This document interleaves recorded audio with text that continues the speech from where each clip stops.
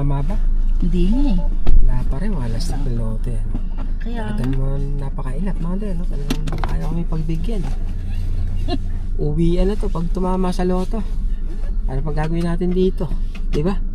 Pera lang ang kulang eh. darating din. Pag tumama ka sa loto, huwag ka na magnegosyo, ubusin mo na lang. Dahil alam nyo ba mga dre, no? Dahil sa kapapanood ko ng mga magnanakaw dyan sa gobyerno, okay? Ginugel ko mga dre, ginugel ko yung 10 bilyon 10 bilyong piso. Magkano ang kailangan mong gastusin araw-araw para maubos mo yon sa loob ng 50 years? At ang sabi ni Google is 547,000, 548,000 mga dre, no? Araw-araw 548,000, di ba? Pambihira. Paano mo uubusin yung araw-araw? Diba ganun kalaki yung pera na yun na walas tek ninakaw lang. Daming nahihirapan, no? Hindi lang kami, diba? Dahil mahirap lang isipin mga dre, no? Na ang daming naghihirap ng mga kababayan natin sa Pilipinas. Kung sino pa yung naghihirap, sila pa yung mga ninakawan ng mga walang yang ewan ng mga yan, diba? Ay, ano, uwi na tayo. Nakagigil mga dre, totoo lang. Kung may superpowers lang ako eh. Hindi, totoo talaga niya mga dre, no? Di ba magbabakasyon na kasi to siya eh. Ngayong sa December pala. Ako naman, hindi ako makapagbakasyon. Isa yung dahilan, hindi dahil sa wala akong pera. May pera ako. Defensive eh, no? Hindi mga deno, kaya hindi ako makapagbakasyon basta-basta. Kasi inaabatan ko na lumabas yung papel nila nanay. Hindi ko alam kung ano yung next step mga dreno. So basically na-approve na ako dito sa Quebec, sa anong tawag doon? Yung sa undertaking. Na-approve na ako sa undertaking dito mga dreno. Ibig sabihin kumbinsido sila na may sapat akong kakayanan para suportahan si Ermat.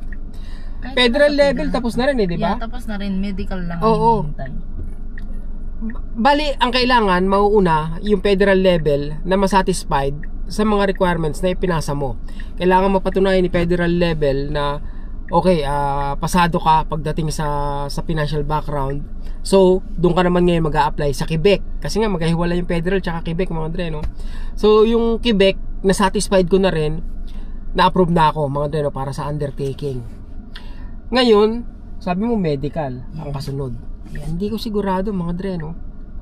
Pero kumbaga, medical na yun. Kasi ngayon nahuli yung medical. Dati kasi sumasabay dun sa sa pagtanggap ng pag-accept ng federal. Sumusunod na yung medical dati. Yun yung parang sa inyo nun eh. Ngayon iniba nila. Kumbaga ang sa akin mga dre, no, parang hindi ako makakilos ng gusto ko dahil nga inaantay ko yung susunod na lalabas na papel. At hindi ko sigurado kung medical na nga ba yun mga dre, no? At mahigit 3 buwan na mula nung nagpasa ako, mula nung lumabas yung CSQ nila Ermat. So dapat ang susunod na papeles na lalabas ay manggagaling sa federal government na mga dre, no? At yun ang hindi ko alam kung anong klaseng papeles yun. Kung magpuproceed na ba, gaya ng sabi niya na medical na. Kasi nga tapos na lahat. Kasi approve na ako eh, no? Yeah.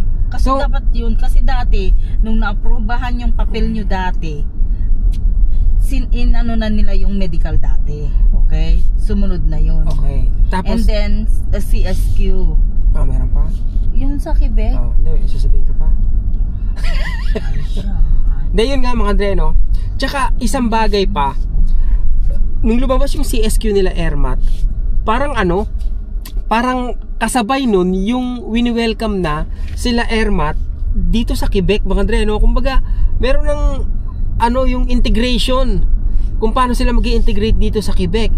So basically mga dre, no, Dapat nga tapos na yung medical eh. Hindi ko nga alam bakit nahuli yung medical eh. Ano ba ibig sabihin nun? Approve na yung pagka-PR nila? Yes, okay na sana. Pero hanggat hindi pa sila naka-in kasi, wala pa yung ano. Oo, I think so mga dreno. Ganun ko tinitingnan na approve na yung kanilang pag-apply sa PR kasi nga sa papel ni Quebec may welcoming na mga dreno, parang wini-welcome na sila sa Canada eh. Sinasabi na kung ano yung mga next step. Paano ka mag-i-integrate dito sa Quebec? Kasi binigay na nila sa iyo na yung ibibigay mo sa kanila na dadalhin nila later dito pag pumunta na sila. Oo, ang gusto ko ngayon mga dreno, pag umuwi ako is alam ko na lumabas na yung susunod na papel galing sa federal. Nang sa ganon, pag uwi ko, dala ko yung original na kopya ng CSQ nila Airmat, ibibigay ko sa kanila. Kasi yun ang dadalhin mo. Nila. Kasi pagbalik nila rito sa Canada, pagpunta nila rito sa Canada, ipapakita nila yung sa border mga dreno. I mean sa immigration, sa immigration officer. Ibibigay nila yun, ipapakita nila yun. Ngayon, doon ipoproseso yung PR card nila.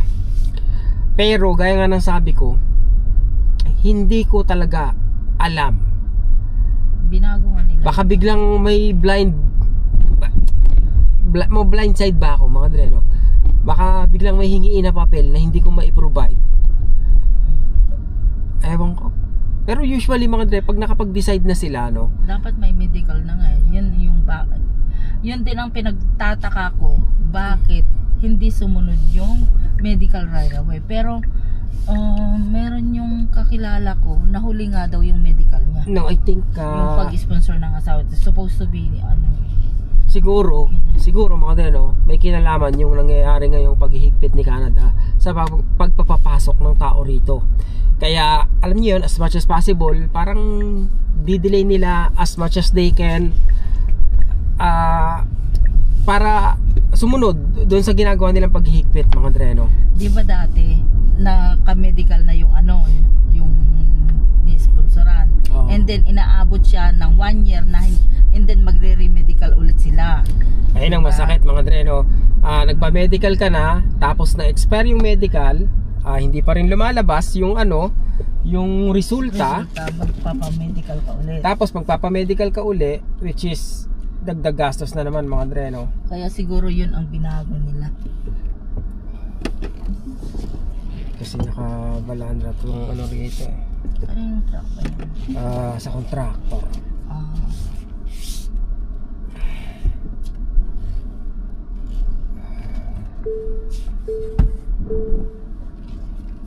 Sayad agad yung ilalim ko eh, di ba? Sige na, at ako'y magbablog pa. Pakidala tong mo, take out mo. I-idlip ko ha. Lab, gisingin mo ako ha. Wag yung wag kang ha. Yung ka na naman alam mong ha. Sabi niya nung nakaraang gabi, no? Kakain tayo sa labas. Matutulog lang ako. Nagising alas 10 ng gabi. Saan tayo kakain? Sarado na. Matulog na ulit tayo. Ay, ako po, inang. So, yun nga mga dreno. Yung uulit ka ng pagpapamedical, mahal ang medical mga dreno. Hindi ko lang alam kung magkano na ngayon, no? Pero dati parang nasa, magkano ba? Mahigit 10,000 na ba? Isang tao. Hindi ko alam. Mga dreno, may idea ba kayo? Yung kakadating lang po ng mga papeles ng mga kamag-anakan nyo, asawa nyo, nanay nyo, ng mga in-apply nyo, paano ba? Pagkalabas ba ng CSQ, medical na? O pagkalabas ng approval na na-find out nila na qualified kayo na mag-sponsor, medical na ba yung sunod? Kasi yun lang yung tanong ko mga dreno.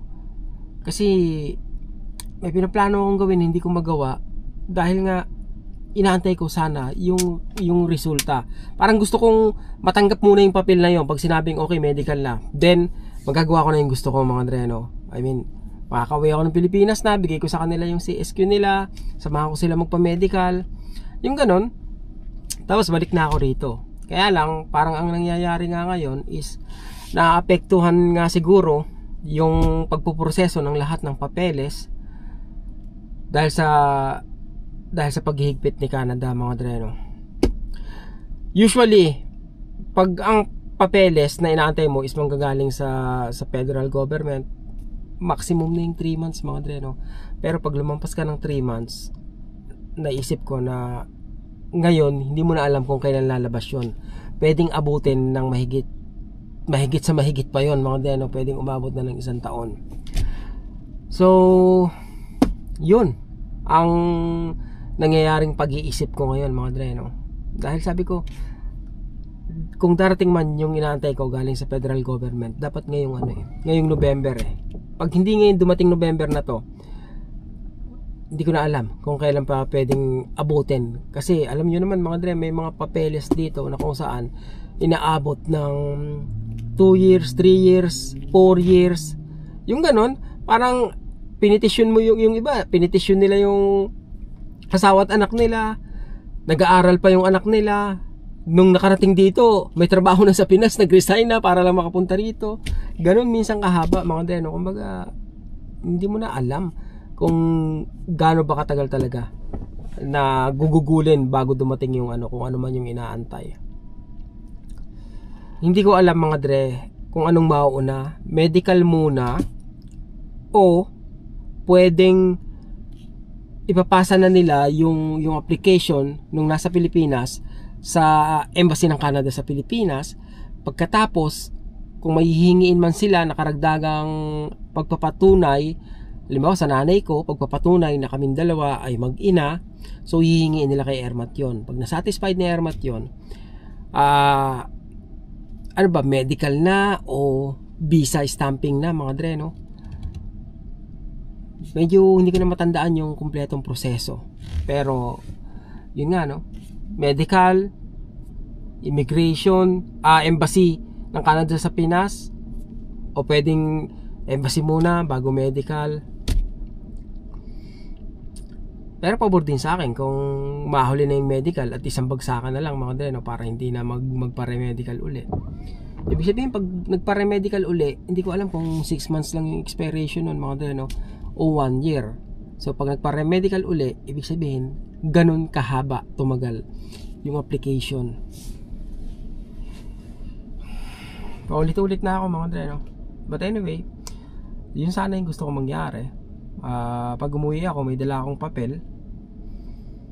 At may dala akong papel, yung CSQ nila.